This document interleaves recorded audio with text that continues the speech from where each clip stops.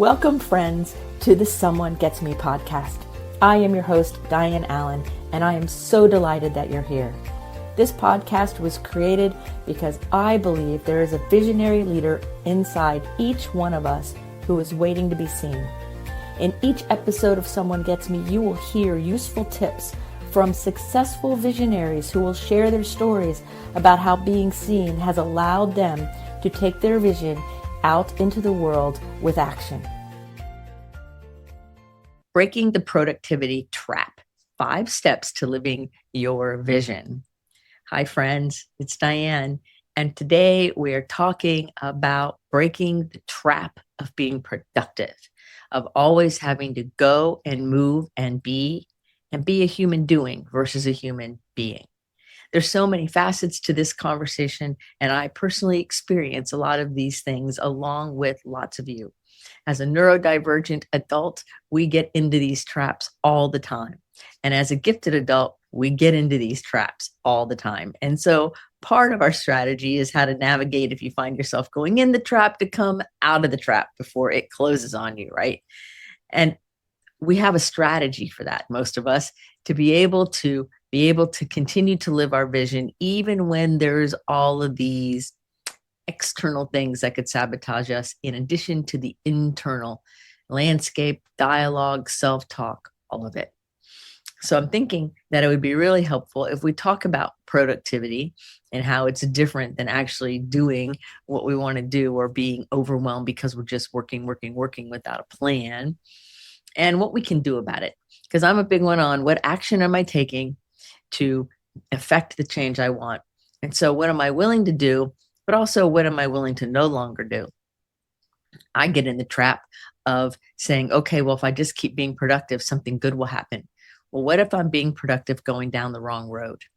I could be productive going down a road that has nothing to do with my calling or vision, but it's fun. And then I wake up one day and I wonder why things aren't working out the way I thought. Because I let myself get distracted by a good idea. Happens all the time to all of us. And it's not like we're wrong or bad. Okay. So if you have that situation, it's not like you're wrong or something's bad about you. It's just understanding that as a neurodivergent and gifted person, lots of inspired ideas show up all the time. Our job is to discern what's ours to do and to trust that when we follow what is ours to do, that we will have outcomes that follow in alignment with our vision. Now, if you're like most gifted neurodivergent people, we are somewhere between 2 and 5 years ahead of the average bear. So you might have a really great idea and a really neat thing you want to bring forward or something you want to create, and the world doesn't seem to want to accept it yet. It's like you're ahead of your time. People look at you and they go, what? It doesn't make any sense. I don't understand. Well, really, it's because they haven't caught up to you yet. So I have learned this art of kind of waiting and being patient and waiting for the world and the consciousness and the people to kind of catch up with me. I have several clients that I'm working with right now that when I tell them what I see intuitively or what I understand for them, that it takes a bit of time for them to kind of digest it and then come back to me with, oh, I see what you're saying now. Something that's very obvious to me is not obvious to them because they're living in it, right? Just like in me, I have to have people outside of me supporting and helping because we can't see what's inside of us as clearly as somebody outside of us is able to. So I think it's just really interesting that we can get caught up in this being productive thing. I have one client who's feels guilty every time this person gets to take a break. And we have to work on the fact that taking a break and relaxing and resting is not being unproductive. It's not laziness. It's part of the rhythm of our human life. It's required, actually, for us to integrate and have a full life. So I have these 5 steps that I use kind of in general. They flow together. And there's other little sub steps we can add or not. But I just thought I'd cover like the 5 basic big building blocks for being able to live your life, producing and doing things and being productive to the manner that suits you, but not being addicted to productivity to the point where it burns you out, overwhelms you, or harms you. So there's a balance in that, right? We like to do things and be productive. And when it's turning on you and it's harming you in some way, that that doesn't work. We don't want to do that. So what we want to do is have this beautiful marriage of getting a lot of things done, being creative, bringing our vision to life while we're also loving and appreciating and being okay with our inner world. So the first step is to see your vision clearly. Now, this used to just completely floor me when people used to say, well, what's your vision? I'd go, to help. All right, well, that's great. But what to help how? Like, come on, give us a little more. And I remember really struggling in the very beginning of my really focus on my vocation of what is my vision? And do I see it clearly? Because part of me took the spiritual road and said, well, whatever God wants me to do, I'll do that. Well, that's not seeing a vision very clearly. And it's kind of putting all the responsibility on God and no personal responsibility on me. But yet I'm the hands and feet of God and I have personal accountability. So that didn't work, even though I tried that for a while. And I couldn't really wrap my mind initially around what it means to have clarity of vision and that we all have free will to co-create whatever amazing thing we want. And we can reserve the right to change our mind. I learned that phrase, reserve the right to change your mind, from Charles Fillmore, who's one of the co-founders of Unity. And I like that phrase because sometimes we think as neurodivergent people that once we make a decision, we're locked in forever. We're instantly married. Really what we're doing is we're dating and we're playing around with it. And we're seeing if that goal and that vision aligns with us. It falls on us in a yummy, magical, great way. Then we know, right? So we want to see the vision clearly. Now, this makes it take some time. It might take some journaling or maybe drawing or talking to other people. Sometimes when I want to clarify my vision, I talk to one of my trusted others, somebody who understands me, who's also neurodivergent, who can hear what I'm saying and give it back to me in a different format, in a different way, so I can hear it differently. And then I have more and more epiphanies. And it's funny because I do that a lot for people as well. And so that's why it's good to have people outside of yourself to process things with, because they can see what we can't see. And when they give it back to us in a different way, then we see it and a light bulb goes off. So we want to have clarity of vision, and knowing that it can change and knowing that it's fluid. Now, one of the things that's helped me with this is that I have kind of distilled down the basic core root of the vision that I hold, and it has two words underneath it. So it's kind of like the very basic foundation core has two words: inspiration and education. And so that's kind of the test for me. Is something inspiring, and do I learn something? Or am I inspiring and am I teaching something? So is education a part of what's happening? Thus this podcast, my books, my retreats, all of those things. And is it inspiring? Is it something that's wonderful, that uplifts people, that we're not get stuck on all the heavy down stuff? Like, how are we inspiring each other? And is it education related? So that's one way to look at it. Distill the different things that are going on for you down to a couple words, and then everything that you get asked to do or you think about doing, run it through that. Does it line up with what my soul knows, my inner self knows is for me to do? And so sometimes the vision comes through that way. If you need help with that, make a get to know you call with me. I'm glad to help you with it some more, because there's other strategies, but I don't want to get stuck here. So understand that being clear is paramount. The more clear you get, the better your results. So the second step is to come up with a strategy. Now, strategies change too. You have to be willing to pivot, because we don't know what the outside world is going to do. We don't know if we're going to get new epiphanies. There's all kinds of things. We have to be willing to pivot. There have been times in my life that I was great at pivoting and times where I had a hard time pivoting. So it's just a matter of realizing you have to have a strategy. You have to have a roadmap. Now, that doesn't mean that you can't take a different road or a different tack. It doesn't mean that you can't do something different than you thought. Because here's what the deal is.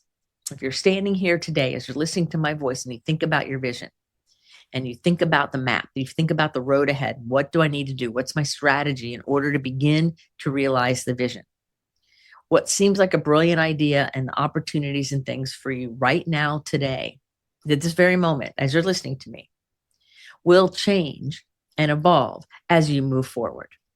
So as you move forward, you're going to evolve and change yourself, and you're going to grow, and new information will come in and new opportunities. And so sometimes the way that we bring about the vision that we have looks different. I know I mentioned education, and I do a lot of education, and I've worked in different parts of consulting with school systems and kindergartens and all different kinds of education things. And it always comes back to more of an inspired type of education, living by higher principles and goals. And so some of those things that I've taught have been tailored to that. Recently, a lot of my work has been in the last 5 years with neurodivergence and people who process the world differently, whether they're gifted and neurodivergent or one or the other. It's the same idea. We process the world differently than the average bear. So how are we doing it? What's our strategy? What's our roadmap for navigating a world that's not built for us? What is it? And how do we implement it? How do we know what to do? We know that when we're going to be truly empowered, it's because we have perspective. And we get the perspective by sitting back, watching, creating a map, and then being willing to, step 3, take one step at a time. I know it's tempting to have a vision and want to be at the end already. I do that. I have a vision. I want to be there already. Oh, I want to write another book. Okay, well, I just want to send it to the editor tomorrow. Well, how about I write it first, right? Like, I get visions, and sometimes the ideas are so strong they feel like they need to happen by lunchtime tomorrow. And that's not true. So the feeling can come through so inspired and so intense that we think it has to happen right away. And maybe it's happening later, but also maybe it's not for us. We'll get to that in a minute. But there's so many different things to do. So we want to practice doing one step at a time. That is really difficult for neurodivergent people. It's very difficult for gifted people to slow down enough and do one thing at a time. First of all, it can sound boring.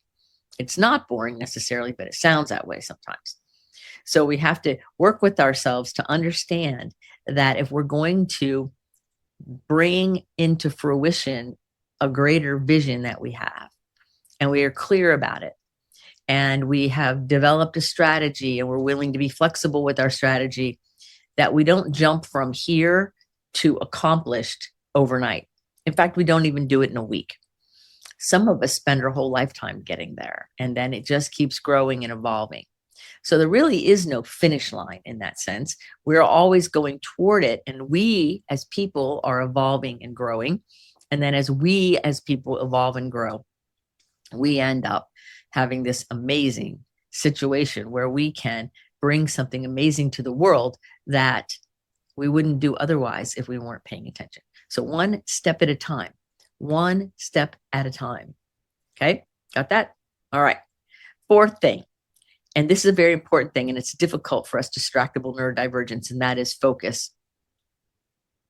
And so focusing for me, sometimes it takes all kinds of different ways, right? Like, I imagine that I'm supposed to always be focused on whatever the task is at hand.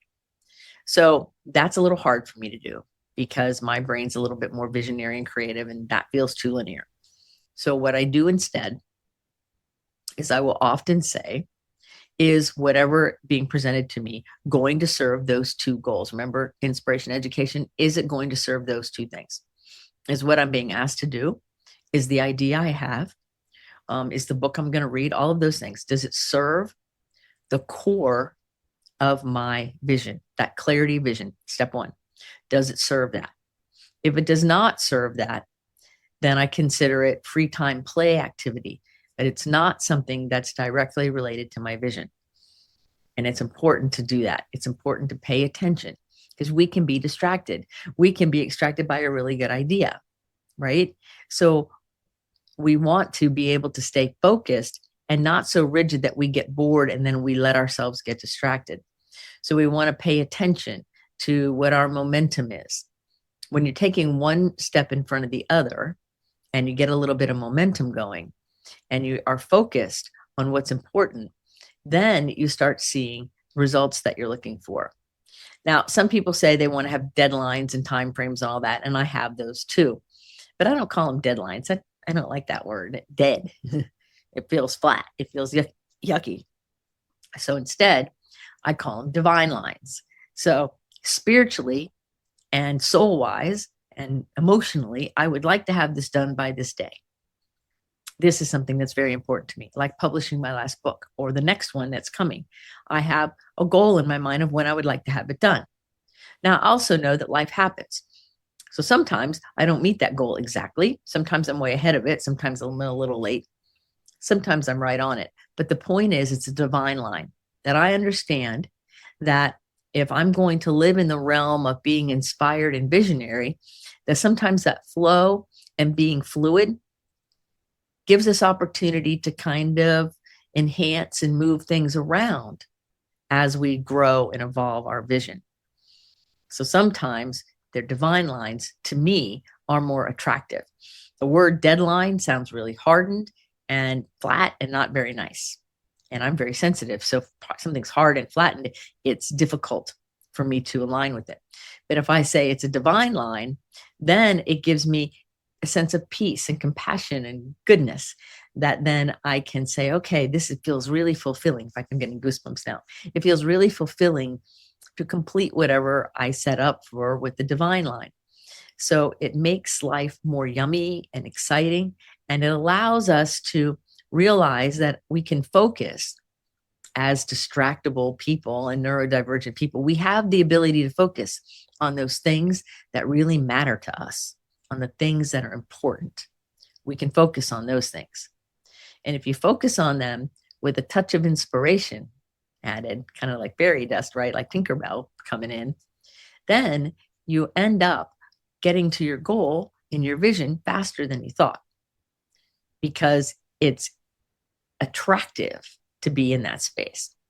We're not fighting against a deadline or pushing against a deadline. We are letting ourselves be attracted into whatever the vision or goal is. And so we end up a lot happier. And we also end up being very productive with a lot less effort. So we don't get burned out when we do it this way. We don't land in overwhelm where we're so overproductive that we become addicted to that productivity and that push and that rhythm, that our chemistry and our neurology fights us when we try to relax, because that's not healthy. So it's important to understand that we want to use words and different ways to do things that help us work. Now, the fifth thing is that's very important is feedback loops and being accountable. It's one thing to see the vision and plan a strategy and stay one step at a time and focus on things and have divine lines. It's great to have all of that.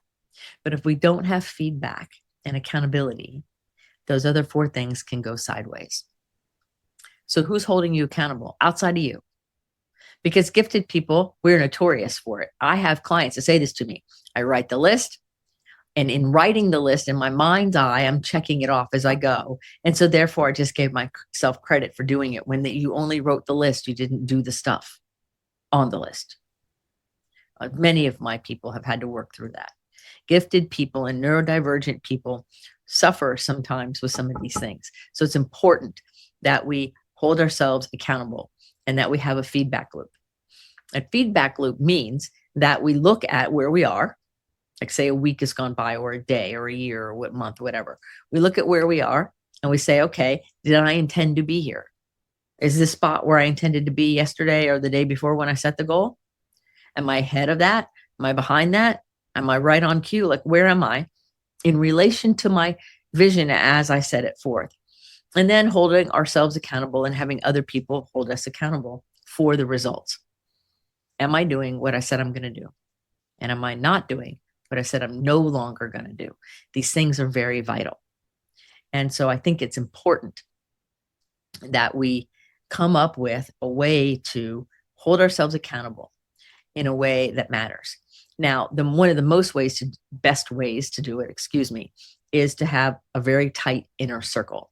To have an inner circle of people who have your best interest at heart, are willing to tell you the hard things, and will support you when you're having your meltdowns, and will cheer you on when you're doing great, right? Because us neurodivergent people, we're intensely sensitive, right? We will have meltdowns and then we'll be really excited and everything will flow and then it'll be really hard. And all these experiences are part of our overall focus and our overall drive for productivity. Because somewhere in our mind, we have the idea that if I'm not doing the thing I said I would do, if I'm not following all that, then somehow I'm not being productive. And being non productive is an undesirable experience for us. So we want to be accountable and we want to have a community of support. Now, I've had times in my life where I had a community of support. They said, "Oh, you're smart. You know what you're doing. Don't worry about it." They thought that was supportive. Well, on one level, kind of superficially, it was. But it's not the kind of support I'm talking about. I'm talking about, do you have people in your life that back you up, that believe in you, that they say it in their words, but more importantly, their actions demonstrate it? Do they? Do you have people like that? If you don't, you want to go start cultivating those things. Having people in your life that will hold you accountable, that you can share your goal with, and they'll support you in your goal, but they'll also ask you about it. You know, I have some friends where I say, okay, this is the goal I have this week or this month or whatever. And when that time goes by, I get asked about it, not in a mean way, in a loving, kind way, in a supportive way. And so that matters. A lot of people have mentors and coaches, like I do a lot of mentorship with people who have all kinds of professions and goals and visions. But the number one thing is they know I'm in their corner with them. They know I'm like their safety net. I'm right there all the time. And they also know that I'm going to support them. And if there's something that they're doing that's sideways or wonky or not in their best interest, or they can't see something, I will be the first to tell them. I'm not going to sit there and say something to somebody like, "Oh, that's great," when maybe it's not so great. You know, it matters that our support system has our back in an authentic, real way, and that we trust them. And that if we really, really, really want to do something, or really, really, really, and we feel it real strong, and they're looking at us going, "Well, I don't know," we would listen to the "well, I don't know" first. Because when our brain gets all excited, it bypasses all the discernment. And sometimes we need that discernment in this other person, these other people. Their discernment hasn't been bypassed by the excitement. So sometimes they have feedback that's so valuable. And so when the people in your life just say, "Oh, well, you're smart, you can do it," or everything you do is great, blah, blah, blah, they're really not doing you a service, because the authentic answer to whatever the issue is, that's what matters. So these 5 things help us break the trap of feeling like we always have to be productive. Because as people who are go-getters and have a lot going on, and we love to do things, and we're smart, and we dive down rabbit holes, we do all kinds of things, it is very addicting, chemically, neurologically, biologically, to become addicted to productivity. So that if I said rest, you would not know what that meant. You wouldn't know how to feel it. So we want to get to the place of being productive in a way that serves us. So we do it by following the steps. First, we have clarity of vision. If you don't have clarity of vision, that's the first place. You hang out on that place until you got it. Because it's hard to go someplace if you don't even have an idea of where it is. You know, if I think I'm going to go north, but I turn south, I'm in trouble. So I need to at least have a direction. Then I need to have a strategy or a roadmap, some kind of way to tell what the plan is. Now, I've been lost on plans at times in my career, and I've had to have other people help me with how to see it. And then the moment I could see it, I could implement it, right? Because our empowerment lies in that. And then we got to remember to do one step at a time. That's a hard one for us, because we think, well, I can do 5 or 6 steps, or I can skip steps, or better yet, I can go from idea to manifestation. Boom, just like that. Now, some things can happen fast, but the real things that have to do with your vision and your greater purpose and your flow, they don't happen that quick. They happen in this beautiful, evolutionary kind of yummy way that has twists and turns and fears and freakouts and goodness and all kinds of emotion and all kinds of experience. That's how we know it's a rich, deep experience and vision, is when there's so many things happening. And then, of course, we want to practice our focus. For some of us, that's hard, but it matters. You know, I use a couple different electronic systems to focus me, and I have things in writing a lot. So there's different ways to do it. Again, the Get to Know You call can help give you some ideas for these things. If you desire it, I'm here for you. And the fifth thing, of course, is to be accountable to something or someone outside of yourself. Like I had this really great business coach once, and I miss him so much because we would meet on Mondays. And one of the first things he would say is, show me your calendar, because we'd be on Zoom. Show me your calendar, which I keep on a Google Calendar because that's what he asked me to do. And I had better show that calendar, and it better be accurate and had better be along the lines of whatever I said it was going to be. Not what he said it would be, but what I said it would be. And he had one of those memories where he remembered everything. and at first it made me nervous, right? To have somebody else like that intimately involved in my daily routine. But him being willing to engage that deeply, like I do with my people, I do this already. So that's why I hired him, because he's like me. That willingness to dive deep like that and get involved in the nitty gritty of it is what changed my business forever for the better. And I still credit him with that today. And he would still be my business coach if he didn't sell his model and his business, because he's amazing. Anyway, you have to find a strategy that works, and accountability, people. And so I have some people where I say, better be careful. I'm going to have you show me your calendar when I feel them going sideways or trying to cheat, because we'll all say, well, if it takes 8 hours, I know I can do it in 4. So I'll give myself 3, and I'll give me a little adrenaline rush. That's not the most effective way. So remember that with focused action, you get powerful results.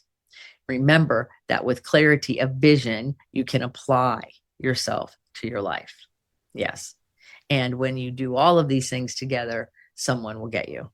That's how it works.